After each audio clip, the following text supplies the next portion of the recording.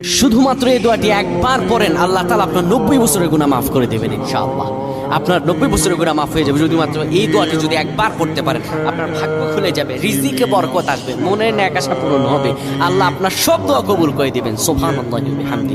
এত ফজিলত এই দোয়াটা আপনারা শেয়ার করে দিবেন। এই যুবকেরা, আমল না করেও সওয়াব পাবা। তোমার একটি শেয়ারে, একটা বাটনে প্রেস করে তুমি সওয়াব পেয়ে যাবা। কারণ তুমি আমল না করো, অন্য কেউ যদি তোমার শেয়ারের বদৌলতে আমল করে সওয়াব তুমি পেয়ে যাবা। নবীজির হাদিস।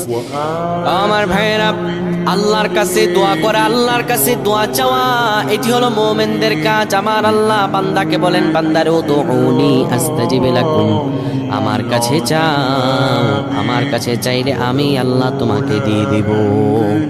কেউ যদি একবারে দোয়াটি পড়তে পারে, দোয়াটি হলো রব্বি ইন্নী যালামতু নাফসি ফাগফিরলি।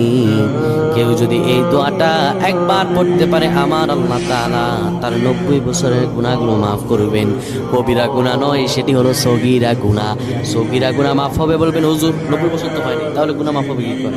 আপনার যত বছর হয়েছে তত বছরের সগীরা গুনাহ মাফ হবে, আর বাদ বাকিটা কাউন্ট করে আপনার আমল নামায় নফল নামাজ, নফল আমলের সওয়াব আল্লাহ তাআলা আপনার আমল নামায় দিয়ে দিবেন।